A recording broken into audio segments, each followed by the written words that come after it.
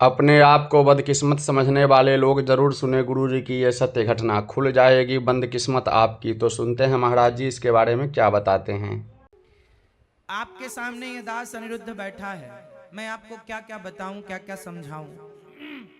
मैं संसार में रहता हूं आप लोगों की तरह, संसार का सारा काम करता हूं आप लोगों की तरह, हर जिम्मेदारी पूरी करने की कोशिश करता हूं आप लोगों की तरह, भगवान के चरणों में भक्ति करने की कोशिश करता हूं आप लोगों की तरह। लेकिन मैं सब कुछ करता हुआ भी मैं कुछ नहीं करता। कैसे? ऐसे क्योंकि मैं ये मानता हूं कि मैं कुछ कर ही नहीं रहा, मेरे से भगवान सब कुछ करवा रहे हैं। पहला। दूसरा, ये दास अनिरुद्ध, मैं मानता हूं, मैं आप लोगों को देखता हूं ना, तो मुझे आप लोगों में यही नजर आता। जब आप में से कोई रोता हुआ मेरे पास आता है, जब कोई रोता है मेरे सामने आकर, मैं बड़ी दुखी हूं, मैं बड़ा दुखी हूं, मैं बड़ी परेशान हूं, मैं बड़ा परेशान हूं, तो मुझे बस एक ही बात समझ में आती है कि ये दुखी और ये परेशान सिर्फ इसलिए हैं कि इन्हें उस ईश्वर पे बस भरोसा नहीं है और इन्होंने इस संसार को सही तरीके से जाना नहीं। आप अमेरिका जाएंगे ना, तो अमेरिका जाने के पहले वहां के रूल्स जान लीजिए। वहां का कानून, वहां का संविधान अलग है। हमारे भारत में तो कोई कहीं भी कचरा फेंक देता है, कहीं भी थूक देता है, कहीं भी खड़ा होकर सुसु कर लेता है। अमेरिका जैसे देशों में ऐसा करने पर फाइन हो सकता है। तो यहाँ के रूल्स अलग हैं, वहाँ के रूल्स। यहाँ तो आप लाल बत्ती क्रॉस कर देते हैं तो कोई बात नहीं, वहाँ तो बड़ा गजब का फाइन है। तो यहाँ के रूल्स अलग हैं, वहाँ के रूल्स। जब अमेरिका जाएं तो वहाँ के रूल्स फॉलो करने पड़ेंगे। उसी तरह जब संसार में आए हो तो संसार के रूल्स फॉलो करने पड़ेंगे। और आप लोग आ गए संसार में, लेकिन आपको संसार के रूल ही नहीं पता कि संसार का रूल क्या है। संसार का रूल क्या है, नियम क्या है? संसार का नियम है कि यहां जो आया है उसे दुखी होना पड़ेगा। और दुखी हैं, शर्त यह है कि आपको कोड़े भी पड़ेंगे और आपको रोना भी नहीं है। आपको दुख भी मिलेगा और आपको रोना भी नहीं है। भगवान कृष्ण मंदिर में खड़े हैं, बांसुरी बजा रहे हैं और स्माइल है होठों पर। भगवान की स्माइल ये कहती है कि आप संसार में आए हैं, संसार में दुख ही दुख है, इस दुख में संसार में रहना है, लेकिन मुस्कुराते हुए रहना है, खुश रहना है। क्या करेंगे? रोते हुए नहीं, मुस्कुरा। ये संसार दुख का सागर है, लेकिन मुस्कुराते हुए चलना है। आप लोग जो रोते रहते हैं ना, आपको रूल्स पता नहीं है कि संसार में रहने के तरीके क्या हैं। इसलिए भगवान बुद्ध जब आए तो ये ज्ञान हो गया उन्हें कि संसार दुखालय है। उनके सामने एक बूढ़ी अम्मा आई अपने मरे हुए बेटे को लेकर।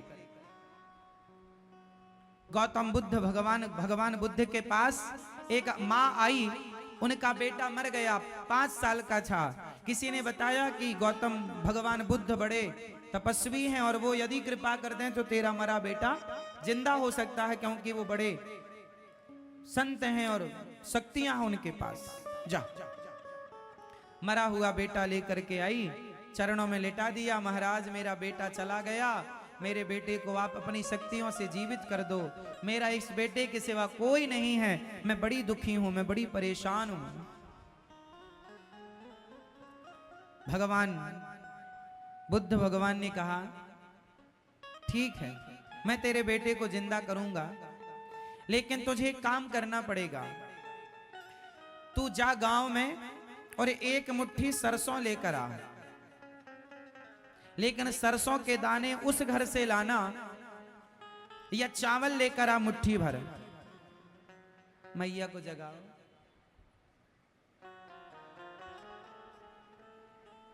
आपसे मुट्ठी भर तू चावल लेकर आना, पर उस घर से चावल लाना जिस घर में आज तक कोई मरा ना हो।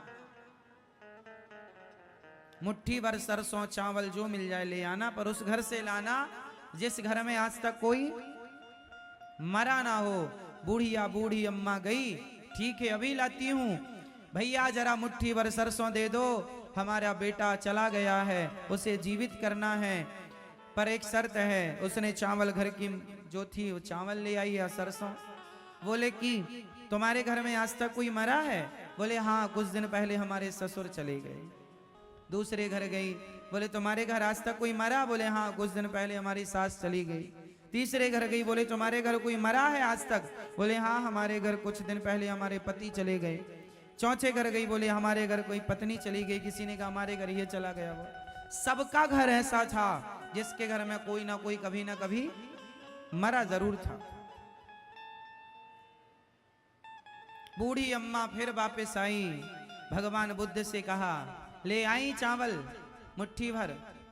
ना महाराज नहीं मिला, चावल तो नहीं मिले, सरसों तो नहीं मिली, लेकिन मेरे प्रश्न का उत्तर मिल गया। चुपचाप उसने अपना बेटा उठाया, वहां से चली गई।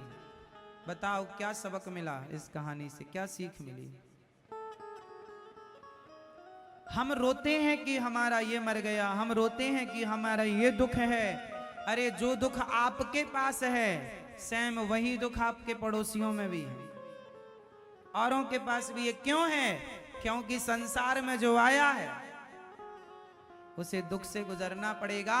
अब ये दुख से गुजरने में चाहे आप रोते गुजरो या हंसते गुजरो, वो आपकी मर्जी है। इसलिए संसार में क्या है, अब बताओ आप, संसार में क्या है, सुख या दुख? जोर से। अभी आप कह रहे थे दोनों हैं। आप जल्दी ज्ञानी हो गए। इतनी बात जानने के लिए गौतम बुद्ध को 12 साल लगे, और आप देखो 12 मिनट में जान गए। संसार में क्या है, ये बात मैंने कह तो दी है, आपने सुन भी ली। कभी घर में एकांत में बैठकर मेरी इस बात का खूब ध्यान से चिंतन करना कि क्या संसार में सचमुच दुख है, और जो सुख है वो कितनी देर का है। हड्डी चबा रहा है कुत्ता, लग रहा है कि बड़ा सुख है। एक छोटी सी कहानी सुना दूं और क्लियर करने के लिए, आपको जल्दी तो नहीं है? सुनो। माया, ईश्वर की माया का पर्दा ऐसा पड़ा है कि हमें सही सही दिखाई नहीं पड़ता। अब इस बात को और क्लियर करने के लिए मैं आपको एक छोटी सी कहानी सुनाता हूं, आपको पूरा क्लियर हो जाएगा, सारा दर्पण की तरह क्लियर हो जाएगा। स्पष्टीकरण। जो सो रहे हैं उनको जगा दो।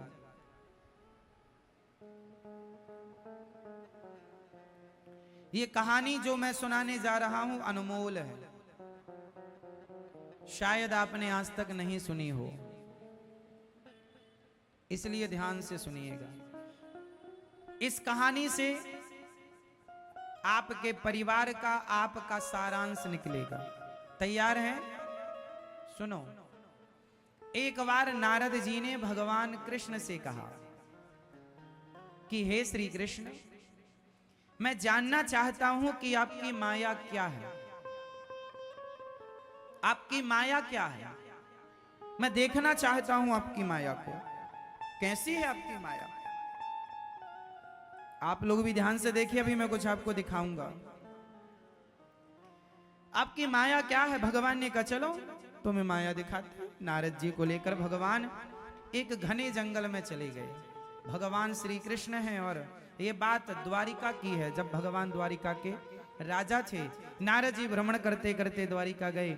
आज भगवान नारद जी को लेकर घने जंगल में भगवान प्रवेश कर गए। नारद जी बोले प्रभु और कितने अंदर ले जाओगे? भगवान बोले बस थोड़ा अंदर और। नारद जी चले। चलते चलते नारद जी थक गए, एक पेड़ की छांव में बैठ गए। प्रभु अब चला नहीं जा रहा, मैं थक गया, थोड़ा विश्राम कर लो। भगवान बोले अच्छा विश्राम तो कर लेंगे, पर हमें बड़ी प्यास लगी है। हे देवर्षि नारद जी, हमें बड़ी प्यास लगी है, क्या आप पानी का बंदोबस्त करेंगे, हमारे लिए पानी पिलवाएंगे? हाँ हाँ। नारद जी बोले आप यहीं बैठो पेड़ की छांव में, मैं अभी आपके लिए पानी लेकर आया। नारद जी उस घोर जंगल में, भयंकर जंगल में पानी की खोज में आगे चले। नारद जी थोड़ा ही 400 कदम आगे बढ़े कि उन्होंने देखा कि एक सुंदर सा नगर था।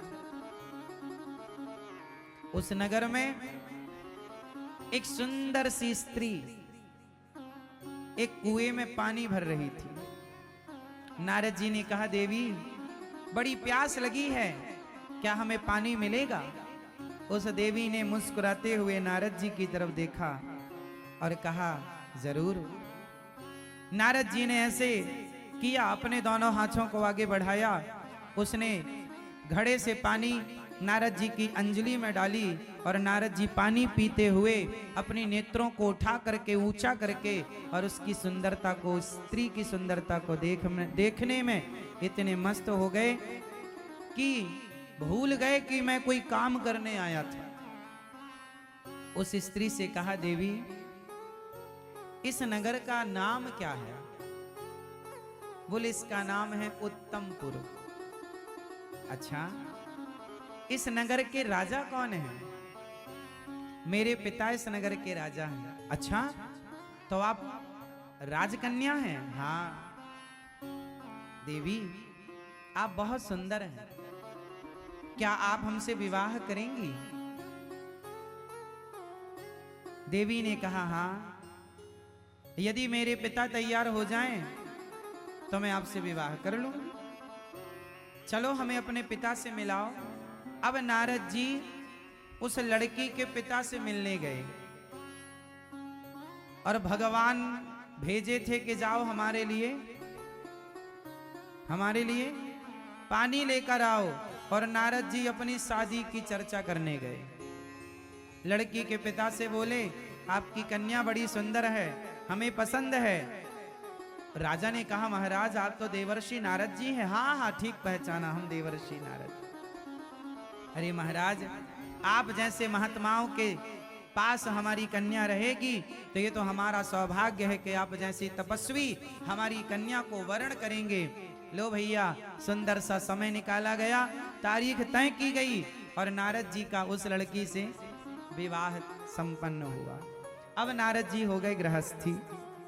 ध्यान से सुनना, नारद जी हो गए गृहस्थी और नारद जी ने गृहस्थी में रह करके बड़े प्रेम से उस नारी के संग रहकर आनंद लिया। एक दिन उनके ससुर की मृत्यु हो गई। ससुर की मृत्यु हो गई तो इनके साले थे नहीं। अब नारद जी, एक बेटी थी उनके राजा की, तो नारद जी ही राजा बने। अब नारद जी राजा बन गए, उनकी पत्नी बगल में बैठी रानी बनी। कुछ दिन बाद नारद जी के एक बेटा हुआ। कुछ वर्ष बाद नारद जी की एक बेटी हुई। एक बेटा एक बेटी। नारद जी के बड़े मंत्री, बड़ी सेना। एक दिन नारद जी ने सोचा कि चलो जरा देखो कि हमारे राज्य के आसपास किन राजाओं का कब्जा है। तो मंत्रियों ने बताया महाराज फलानी दिशा में फलाने राजा का कब्जा है, हमारे राज्य के कुछ जमीन पर कब्जा किया है। नारद जी ने कहा सेना तैयार करो और उस राज्य पर आक्रमण करो, अब हम अपने राज्य का विस्तार चाहते हैं। नारद जी क्या लेने गए थे? पानी, और राज्य का विस्तार करने में लग गए। हम अपने राज्य का विस्तार चाहते हैं, सेना तैयार करो। लो भैया, नारद जी की उपस्थिति में सेना तैयार हुई और सेना आक्रमण करने के लिए चली। पर नारद जी आक्रमण करें उसके पहले सामने वाले राजा ने आक्रमण कर दिया और नारद जी की सेना मारी गई। नारद जी का पहला युद्ध था, कभी लड़े नहीं तो माला जपते रहे सारी जिंदगी नारायण नारायण नारायण। और आज बाबा जी युद्ध करने चले हैं और जब युद्ध करने गए तो ये हार गए। सामने वाले राजा ने नारद जी को हराया और इनके राज्य पर कब्जा कर लिया। अब नारद जी भागे, अपनी पत्नी और बच्चों को लेके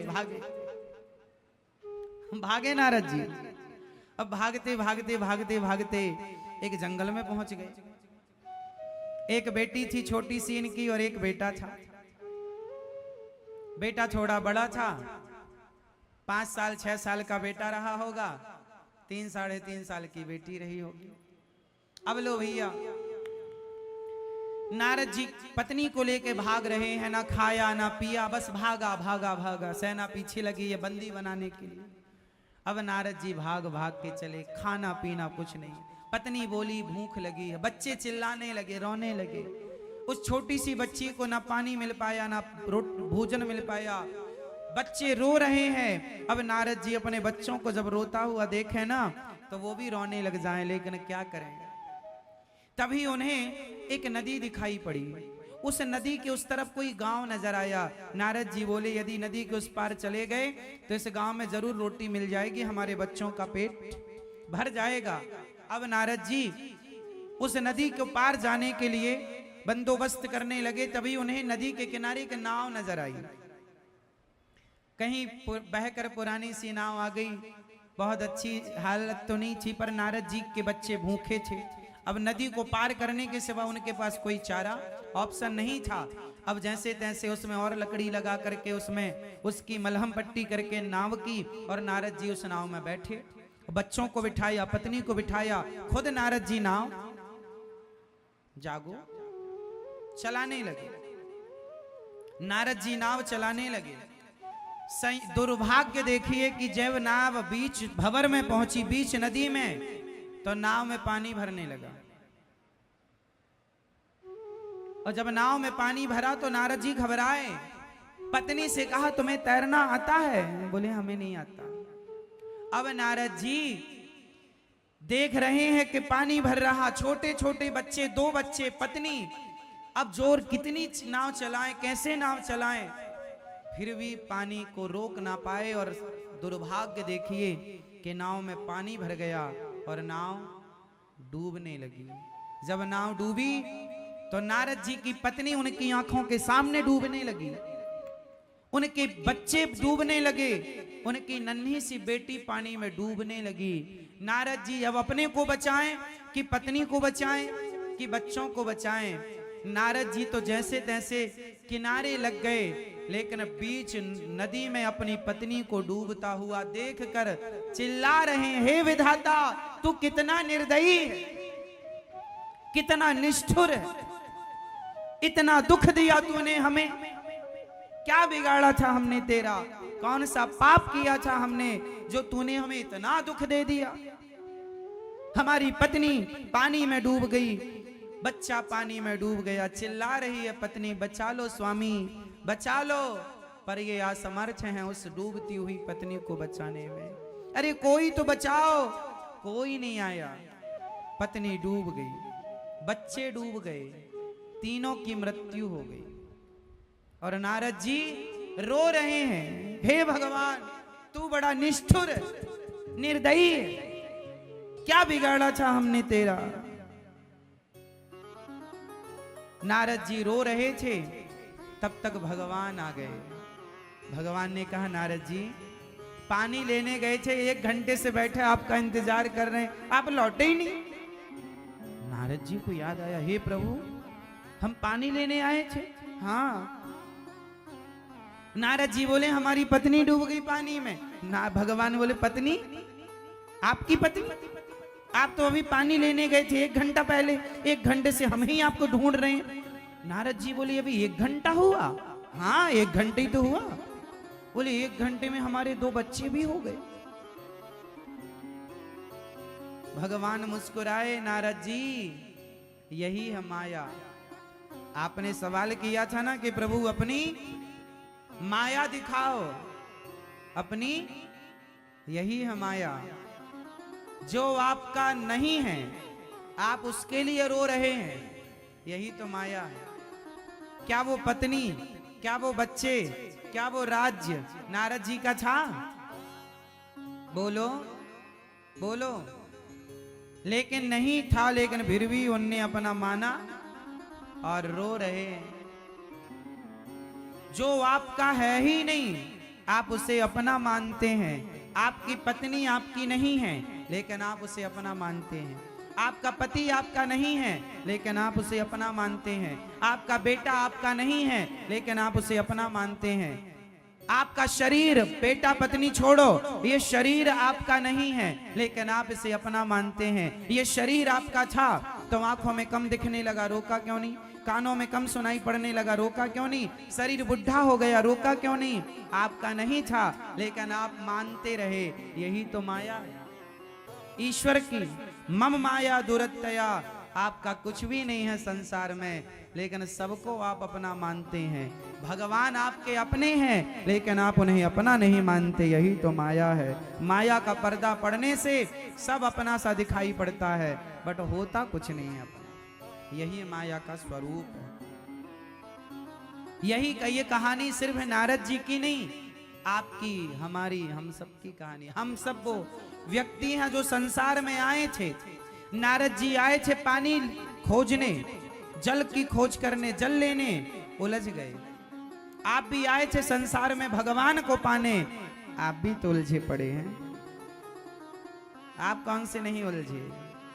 आप भी तो नारद जी की तरह रो रहे हैं। लेकिन आपका ये रोना सच्चा है कि झूठा है? बताओ, नारद जी का रोना सच्चा था कि झूठा था? जोर से, जोर से, और जोर से बोलो।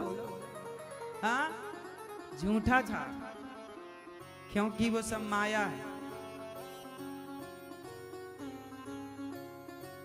जैसे आप पिक्चर देखने जाते हैं तो पिक्चर थिएटर में जहां पे आप बैठते हैं वहां सामने एक वाइट कलर का पर्दा होता है। सिर्फ उस पर्दे पर पीछे से लाइट मारी जाती है, उस लाइट में चित्र नजर आते हैं और वो चित्र आपको हमें मूवी के रूप में दिखते हैं। वो सिर्फ क्या है? एक लाइट, एक प्रकाश है। व्हाइट पर्दे में पड़ करके उसका रिएक्शन आप देख पाते हैं। उसी तरह संसार व्हाइट पर्दे की तरह है, और इस व्हाइट पर्दे में कोई चित्र नहीं है। उस कैसेट में जो जो भरा होता है वो उसमें दिखाई पड़ता है। उसी तरह आपके मन में जो जो भरा पड़ा है कई जन्मों से, वो आपको यहां भासता है, दिखता है, लगता है। होता कुछ नहीं है, सब वाइट है, ये सफेद है, कुछ नहीं है। प्राण निकल गए, कुछ नहीं बचा। जैसे छोटे छोटे बच्चे रोते रहते हैं, उनका रोना सच्चा होता है कि झूठा? कुछ बच्चे झूठे ही रोते रहते हैं, रोते उन्हें रोना है बस। ऐसे ही कुछ लोगों को रोना है। जैसे बच्चों का रोना झूठा है, ऐसे आपका और हमारा रोना भी झूठा है। रोना ही है तो भगवान के लिए रोइए, भगवान के लिए रोना सच्चा है, संसार का रोना झूठा है। यदि यह वीडियो आपको अच्छा लगे तो हमारे चैनल को लाइक एवं सब्सक्राइब अवश्य करें, शेयर करें भक्तों के साथ।